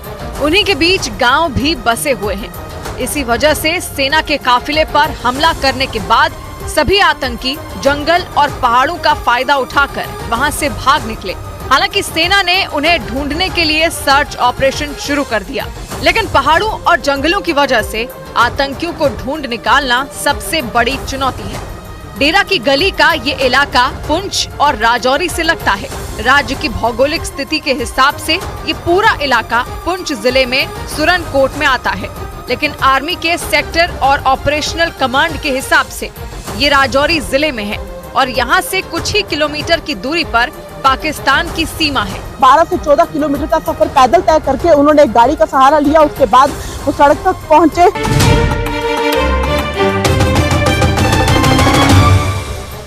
आंध्र प्रदेश के विजयवाड़ा से सड़क हादसे के बाद डरा देने वाला एक वीडियो सामने आया। वहां नेशनल हाईवे पर हुए हादसे के बाद एक कार में आग लग गई और पूरे इलाके में धुएं का काला गुबार छा गया।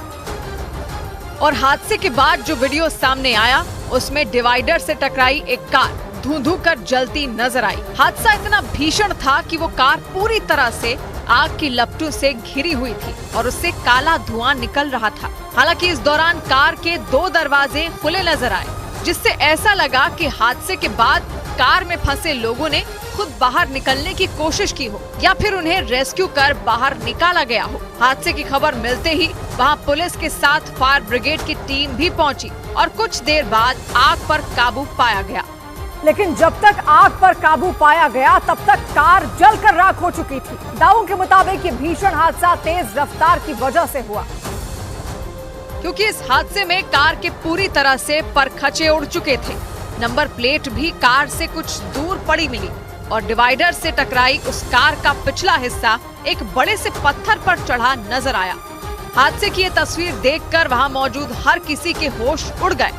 वहीं कुछ लोगों का ये भी कहना था कि हादसे के वक्त कार की रफ्तार बहुत तेज थी।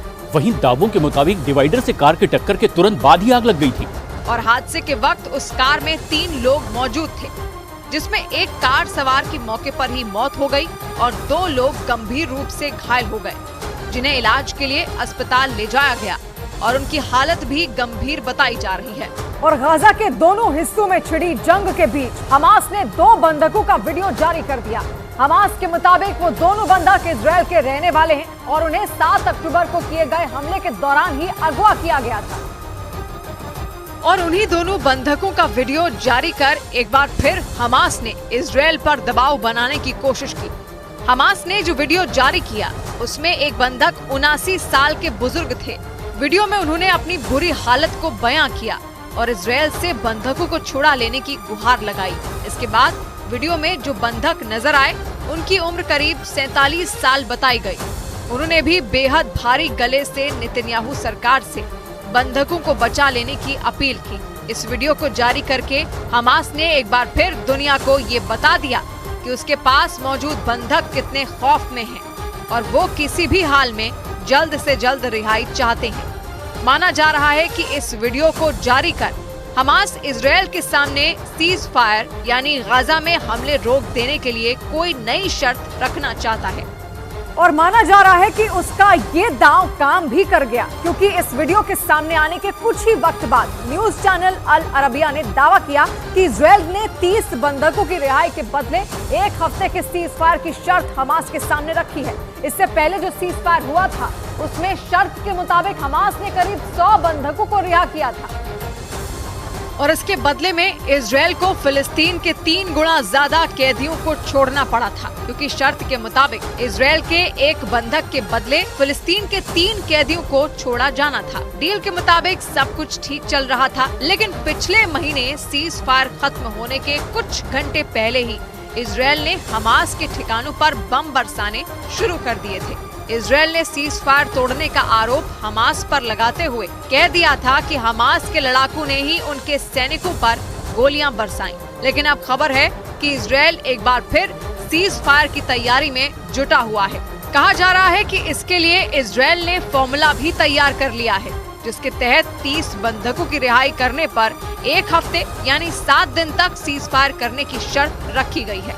मतलब ये कि इस बार इजरायल फिलिस्तीन के कैदियों की रिहाई पर बात नहीं करना चाहता, क्योंकि माना जा रहा है कि जंग में इजरायल का पलड़ा भारी पड़ता जा रहा है। इसी वजह से वो इस बार अपनी शर्तों पर युद्ध विराम करना चाहता है। हालांकि इस बार भी गाजा में सीज फायर करवाने में मध्यस्थता की भूमिका कतर और मिस्र भी निभाते दिख रहे हैं, जैसा कि पिछले महीने हुए युद्ध विराम के दौरान देखा गया था। इस बात की संभावना इसलिए भी ज्यादा हो गई क्योंकि ऐसी खबर आई कि सीज फायर पर चर्चा के लिए हमास का चीफ इस्माइल हानिया मिस्र की राजधानी काहिरा पहुंचा। दावा है कि इस्माइल हानिया ने कतर में पनाह ले रखी है, लेकिन ऐसी खबर आई कि वो अपने छिपने की जगह से निकलकर मिस्र पहुंच गया। खबर के मुताबिक हानिया गाजा में हो रहे बेतहाशा हमलों से बुरी तरह बौखलाया हुआ है और इसीलिए वो भी सीज फायर की कोशिशों में जुटा है। पिछली बार भी युद्ध विराम के लिए उसने इजरायल के आगे घुटने टेके थे और इसके बाद ही एक बंधक के बदले 3 फिलिस्तीनी कैदियों वाली डील हुई थी। लेकिन अमेरिका के मीडिया के मुताबिक इस बार हमास ने 1 हफ्ते की सीज फायर के लिए रखी गई इजरायल की शर्त ठुकरा दी और 2 टूक कह दिया कि बंधकों की रिहाई पर तभी चर्चा होगी जब इजरायल की सेना गाजा पर हमले पूरी तरह रोक देगी। यानी हमास इस जंग को सिर्फ 1 हफ्ते के लिए ही नहीं बल्कि हमेशा के लिए रोक देना चाहता है, क्योंकि अमेरिका की मीडिया के मुताबिक इजरायल और हमास के बीच मध्यस्थ की भूमिका निभाने वाले मिस्र और कतर ने हमास के नेताओं के सामने इजरायल का 1 हफ्ते के लिए सीज फायर का ऑफर रखा। लेकिन दावा है कि हमास के नेताओं ने इजरायल के इस प्रस्ताव को खारिज कर दिया और अमेरिका के मीडिया के मुताबिक हमास ने इजरायल से गाजा में पूर्ण युद्ध विराम की मांग कर दी। हमास ने साफ कह दिया कि वो इजरायल के साथ कोई भी बातचीत तभी शुरू करेगा जब इजरायल की फौज गाजा में जारी हमलों को पूरी तरह रोक देगी। यही नहीं, अमेरिका की मीडिया के मुताबिक पूर्ण युद्ध विराम के लिए हमास ने इजरायल के सामने एक नया प्रस्ताव भी रख दिया, जिसके तहत हमास ने अपनी कैद में मौजूद सभी बंधकों के बदले इजरायल की जेलों में बंद सभी फिलिस्तीनी कैदियों को रिहा करने की मांग की। बड़ी खबर आई लाल सागर में जारी हमलों से जुड़ी। अमेरिकी नौसेना ने लाल सागर में हूथी लड़ाकू के 12 से ज्यादा ड्रोन मार गिराने का बड़ा दावा किया। खबर है कि यमन के हूथी लड़ाके एक बार फिर उस इलाके में किसी बड़े हमले को अंजाम देने की फिराक में थे, लेकिन माना जा रहा है कि अमेरिका के इन हमलों से उन लड़ाकू की कमर टूट गई। वो पिछले कई दिनों से लाल सागर में आतंक मचा रहे हैं और हूथी लड़ाकू के निशाने पर न सिर्फ इजरायल और अमेरिका के जहाज हैं, बल्कि वो कई दूसरे देशों के जहाजों को भी निशाना बना चुके हैं। इसी वजह से लाल सागर में इन दिनों भयंकर खौफ का माहौल है और इन खतरों के बीच अमेरिकी नौसेना ने हूथी लड़ाकों पर बहुत बड़ा एक्शन लेने का दावा कर दिया। खबर है कि लाल सागर में हमले की फिराक में बैठे हूथी लड़ाकों के 1-2 नहीं बल्कि 12 से ज्यादा ड्रोन तबाह कर दिए गए। उस इलाके में लंबे वक्त से पहरेदारी कर रही अमेरिकी नौसेना ने इन हमलों को अंजाम दिया। खबर है कि अमेरिकी युद्धपोतों ने मिसाइलों से उन ड्रोन का काम तमाम किया। हालांकि अमेरिका ने इन हमलों के लिए जिन मिसाइलों का इस्तेमाल किया उसकी जानकारी उसने नहीं दी, लेकिन माना जा रहा है कि अमेरिका की नई और खास मिसाइल यूनिट ने इस ऑपरेशन को पूरा किया। लाल सागर में अमेरिका के यूएसएस कार्नी समेत कई घातक युद्धपोत लंबे वक्त से तैनात हैं और उनके जरिए अमेरिकी सेना इससे पहले भी कई बार हूथी लड़ाकों के मंसूबों पर पानी फेर चुकी है, लेकिन एक साथ इतनी बड़ी संख्या में ड्रोन को तबाह करने की ये पहली घटना है और इसीलिए माना जा रहा है कि लाल सागर में अमेरिकी युद्धपोत पूरे एक्शन में आ चुके हैं। इस बीच हूथी लड़ाकों ने चेतावनी दे दी कि अगर अमेरिका ने यमन की तरफ आंख भी उठाई तो उसका अंजाम बहुत बुरा होगा। यानी हूथी लड़ाकों ने आर पार की लड़ाई लड़ने का ऐलान कर दिया। उन्होंने 2 टूक कह दिया, अगर अमेरिका ने यमन को निशाना बनाने की कोशिश भी की तो लाल सागर में तैनात अमेरिकी युद्धपोतों को तबाह कर दिया जाएगा। जिसका मतलब है कि अमेरिका की लाख धमकियों के बावजूद ईरान के समर्थन वाले हूथी लड़ाके के तेवर जरा भी नरम नहीं पड़े हैं, बल्कि उन्होंने एक कदम आगे बढ़ाते हुए सीधे अमेरिका जैसी महाशक्ति को ललकार दिया। और जिन युद्धपोतों के दम पर अमेरिका इजरायल की मदद करने में जुटा है, उन्हें खत्म करने की धमकी दे दी।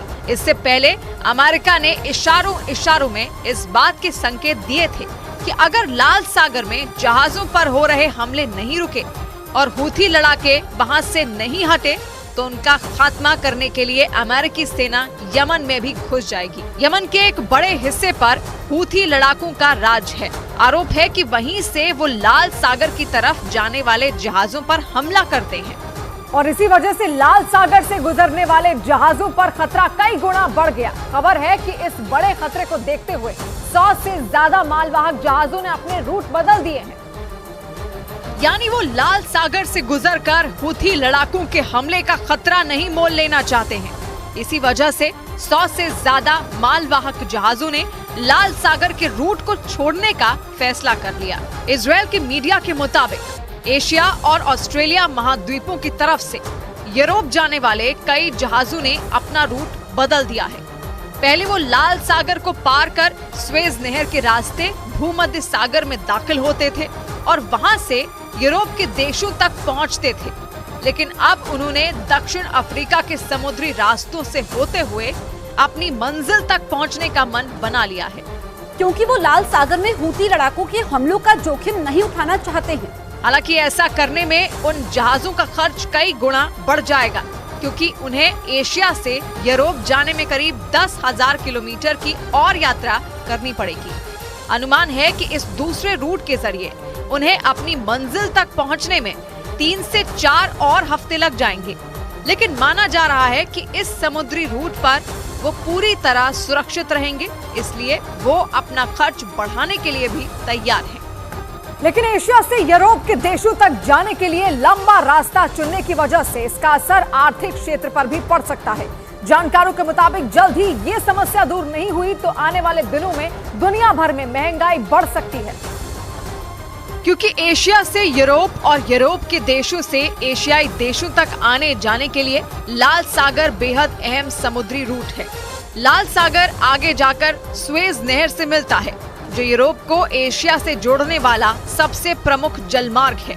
अंतर्राष्ट्रीय कारोबार का एक बड़ा हिस्सा इसी स्वेज नहर से होकर गुजरता है, लेकिन लाल सागर में लगातार हो रहे हमलों की वजह से मालवाहक जहाज कंपनियों ने इस रूट के बजाय लंबा रास्ता चुना है। इससे जहाजों की लागत बढ़नी तय है और फिर दुनिया भर में महंगाई बढ़ने का सिलसिला एक बार फिर शुरू हो सकता है। यही नहीं, जानकारों के मुताबिक आने वाले दिनों में इसकी वजह से कच्चे तेल के दाम में भी इजाफा देखने को मिल सकता है, जिसका मतलब है कि लाल सागर में आए संकट का सामना सभी देशों को करना पड़ सकता है, क्योंकि लाल सागर में अब तक कई देशों के बड़े जहाजों पर हूथी लड़ाके हमले कर चुके हैं। उनका गुस्सा इजरायल से है। वो पहले ही ये साफ कर चुके हैं कि जब तक गाजा पट्टी में इजरायल सैन्य कार्रवाई करता रहेगा तब तक वो लाल सागर से गुजरने वाले जहाजों पर हमले करते रहेंगे। और इसी वजह से अमेरिका और इजरायल ने अपने घातक युद्धपोत उस इलाके में तैनात कर रखे हैं। इन दोनों देशों ने कई बार हूथी लड़ाकों के हमलों को नाकाम करने में कामयाबी भी हासिल की है, लेकिन वो लाल सागर को पहले की तरह सुरक्षित नहीं बना पाए। और इस समस्या को देखते हुए अमेरिकी रक्षा मंत्री लॉयड ऑस्टिन ने 2 दिन पहले ही जहाजों की सुरक्षा के लिए एक मल्टीनेशनल टास्क फोर्स के गठन का ऐलान किया था। लाल सागर में पेट्रोलिंग के लिए बनी संयुक्त नौसेना में अमेरिका के अलावा Bahrain, Canada, France, Italy, Holland, Norway, Seychelles, Spain और ब्रिटेन की फोर्स होगी। इस मिशन को ऑपरेशन प्रॉस्पेरिटी गार्जियन नाम दिया गया है। इन सभी देशों की नौसेनाएं और जंगी जहाजों को लाल सागर में तैनात करने की योजना है, ताकि हूथी लड़ाकों के हमलों से सभी देशों के जहाजों को बचाया जा सके, क्योंकि लाल सागर दुनिया के सबसे व्यस्त समुद्री मार्गों में एक है और इस इलाके से कई देशों के बड़े बड़े मालवाहक जहाज रोजाना गुजरते हैं। इधर भारतीय शेयर बाजार में लगातार दूसरे दिन तेजी देखने को मिली। इस दौरान बैंक को छोड़कर बाकी सभी सेक्टोरल इंडेक्स हरे निशान में बंद हुए। और सबसे ज्यादा तेजी आईटी, ऑटो, मेटल और रियल्टी सेक्टर के शेयरों में रही। मिड कैप और स्मॉल कैप शेयर भी बढ़त के साथ बंद हुए, जिससे बॉम्बे स्टॉक एक्सचेंज का सेंसेक्स 241 अंक चढ़कर 71,106 पर बंद हुआ, जबकि निफ्टी 94 अंकों की उछाल के साथ 21,349 के स्तर पर पहुंच गया। और शेयर बाजार की खबर तो आपको कई जगह मिल जाएगी, लेकिन शेयर बाजार का एक्सपर्ट आपको बनाएगा सिर्फ मनी कंट्रोल प्रो। न ये तूफान ही अपने कभी तेवर बदलते हैं, न ये तूफान ही अपने कभी तेवर बदलते हैं, न इनके खौफ से अपना कभी हम घर बदलते हैं। तो बात की एक बात कही अशोक ने, न मन में खौफ शीशों के, न पश्चाताप में पत्थर, न शीशे ही बदलते हैं, न ये पत्थर बदलते हैं। तो मिलते हैं कल, घड़ी इशारा करेगी 9 बजे रात का, वक्त होगा सवात की एक बात का।